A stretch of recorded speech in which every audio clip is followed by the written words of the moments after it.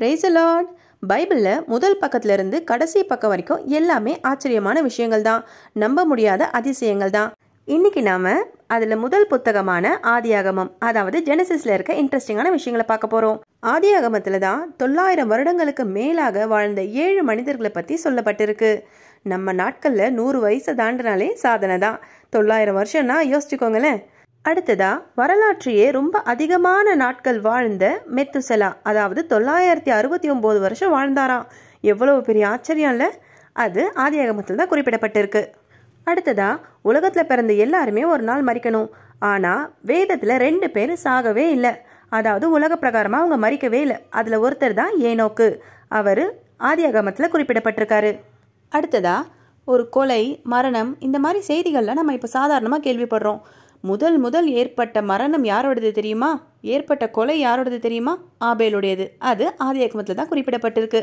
அடுத்து ஆதியாகமம் தான் ரொம்ப அதிகமான காலகட்டத்தை உள்ளடக்கப்பட்ட புத்தகம். அதாவது 2350 வருடங்களை அந்த புத்தகத்துக்குள்ள அடக்கியிருக்காங்க. ஆதியாகம புத்தகம் ஒரு அழகான தோட்டத்தில் ஆரம்பிச்சு ஒரு கல்லறையில முடியுது.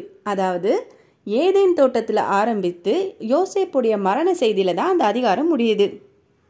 அடுத்ததா இந்த உலகத்துல எல்லாருக்கும் எல்லாமுமாக இருந்து எல்லாவற்றையும் நடத்துகின்ற நம்முடைய தேவன் ஓய்வெடுத்ததாக எழுதப்பட்டிருக்கிறது ஆதியாகம புத்தகத்துல மட்டும்தான், வேற எந்த இடத்துலையும் குறிப்பிடப்படலை.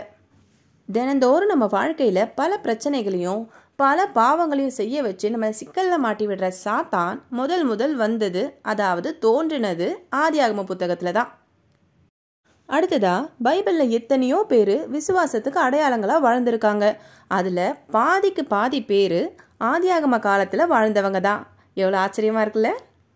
அடுத்ததா இயேசு கிறிஸ்துவை பத்தி முதல் ஃபர்ஸ்ட் ரெஃபரன்ஸ் கொடுக்கப்பட்டது ஆதியாகமத்துல தான், ஜெனசிஸ்ல தான் எழுதப்பட்டு இருக்கு. ஓகே ஃப்ரெண்ட்ஸ், இன்னைக்கு 10 விஷயங்களை தெரிஞ்சுக்கிட்டோம். இனி வரும் நாட்களில் மற்ற புத்தகங்களில் இருக்கிற ஃபேசினேட்டிங் ஃபேக்ட்ஸ் எல்லாம் பார்க்கலாம்.